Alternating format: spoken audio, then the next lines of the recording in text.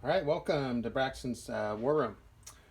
Today I'm going to be doing a little bit of introduction to Gorizia 1916, La Sesta Battaglia del Isonzo, which is the sixth battle of the Isonzo River, which I didn't mention during the unboxing translation there. And this is by Europa Simulazioni, which is an Italian company. And not a surprise, they're doing a game here on battle during the World War One on the Italian front. So, thought I'd get a little bit of an introduction to how the game works and what to expect, and just a little better look at the setup. So you can see why they consider this a mini monster. It's one normal map size, but you can see quite a few counters here. And you can probably tell that the Italians outnumber the Austro-Hungarians by about 2 to 1, a little bit more than 2 to 1. So historically, it was all about, and this is the campaign game, by the way. There are 3 other scenarios in the box, but this is the campaign game. And the main goal of the Italians was to take the town of Gorizia, which is right there, and they had to overcome pretty intense trench network, which is not a surprise. But that was the main thing, and historically that was accomplished, which is why the Italians considered it a success. But of course, like many battles during World War One, successes might be a tactical success, but a strategic success or victory, it wasn't always that. Okay, well, let's take a look at the basic game, the turn sequence, and I'll try to give a little bit of an idea of what's going on here. So the game starts off with the reinforcement phase. Obviously, in turn 1, there's no reinforcements. But I do, fortunately, there's not a ton of reinforcements to worry about here. I did create these reinforcement cards to make it easier to keep track of the date and which units come in. So that's the Austro-Hungarians. And then we have the Italians here. Nothing to worry about now, obviously. And then the next part is the command phase. So what the command phase is, when you're playing this opposed, each player will secretly select which brigades they want to activate during the turn. Now, you start off with logistic points. So, this is for each side. This is the Austro-Hungarians. They start with only 3 logistics points. And the Italians start with 50, obviously. They're going to be doing the big push. And so this here is the brigade activation display. So you start off here. You've got, these are all your brigade counters for the Italians. We've got their names of obviously the commanders and possibly the different types of areas where they were from. And what you do is that you write down a piece of paper or something like that, which brigades that you're going to activate. And you would deduct the amount of, I actually have these reversed. Oh well, I'll fix later. You would deduct the amount of logistic points, which is what these are here, logistic points track. So it cost 1 logistics point to activate 1 brigade. And if you take a look at the brigades here, we'll start off with, let's look at an easy one here. We've got the Marche Brigade, which is the Italian brigade right here, and they are located, as you can see on the counter, right here. So this group right here would be activated for 1 logistics points. Then you have the option of attaching artillery to the brigade as well. And for 1 logistics point, you can activate up to 5 or attach 5 artillery to that brigade. So you could come back here behind the lines with March's brigade, and you can see the different artillery here that could be attached to that brigade to fire. So that's something else that you would need to denote to in your secret note taking. So that would be the logistics phase. Worry about brigades and also the artillery. Next is the initiative phase. So each player would roll a die, and the high roller would win. Now, what you can do, you can also secretly add logistic points pay a few different logistics points to add die roll modifiers to the initiative die roll. That is an option that you have.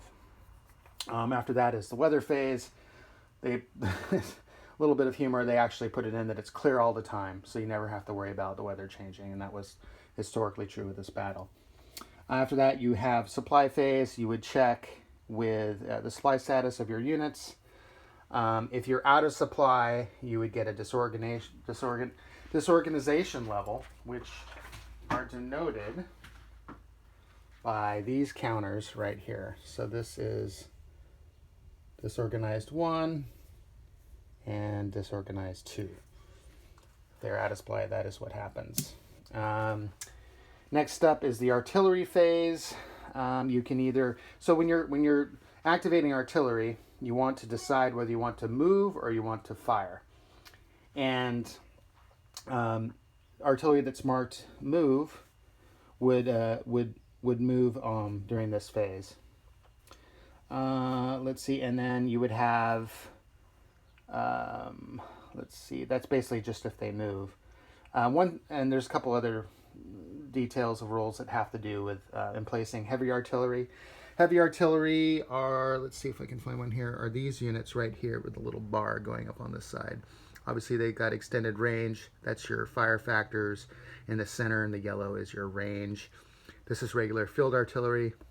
These are mine warfers or bombard units. And there's also some mountain artillery as well.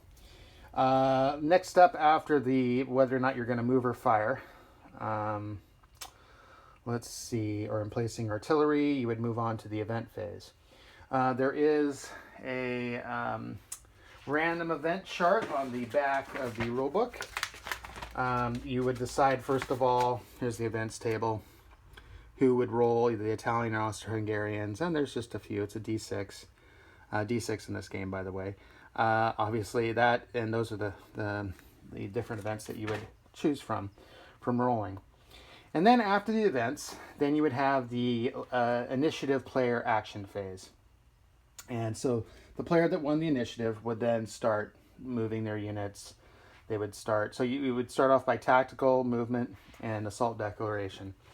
So your units you would move your movement points, which are located on the right side of the counter. So if you get up closer to the units up in the trenches, they're far right, that is their movement points. You can see that all these artillery units have 0 movement because they are starting and placed, which you have the option to when you're starting the game.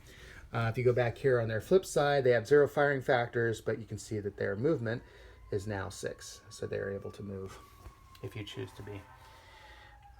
During the artillery phase, I should say.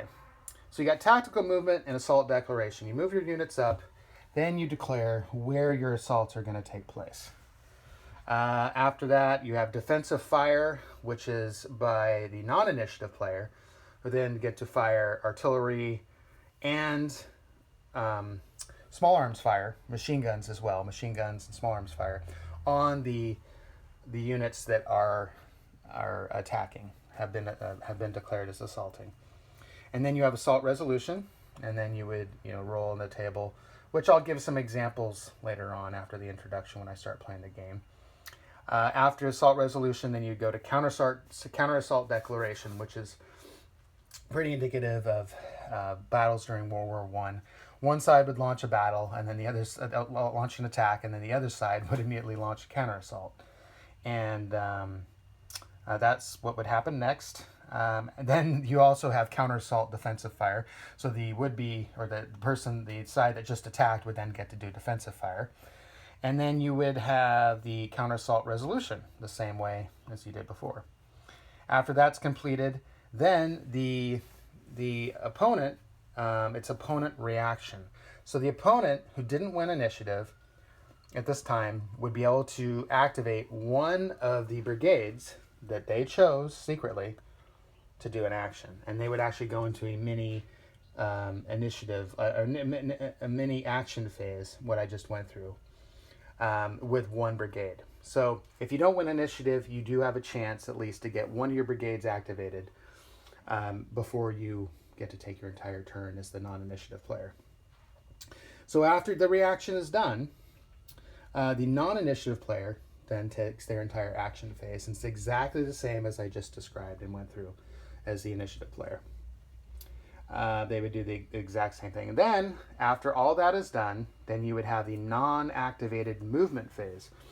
And so every single brigade that was not activated, that you chose from in the command phase, would then be able to move. And essentially they can move as much as they want, they just can't move adjacent to an enemy unit. After that is finished, you would then have the replacement and rally phase. If units aren't adjacent to enemy units, they would get to reduce a disorganization level.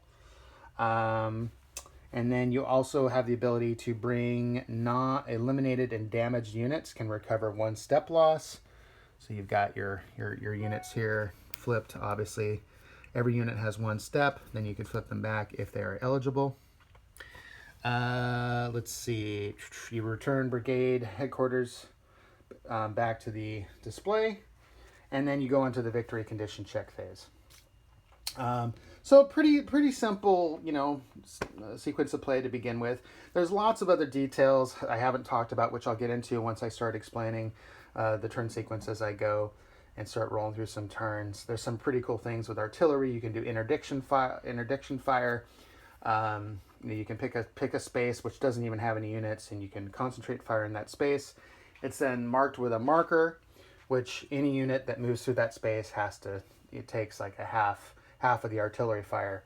They have to roll on the barrage table, and so on. So, oh, by the way, here's the tables. Over here we got the debarred defensive fire table, and then we also have the assault table. That's what I'll be using. One chart makes it nice and easy. So yeah, I will go through the details of how those other mechanics work as I start moving through.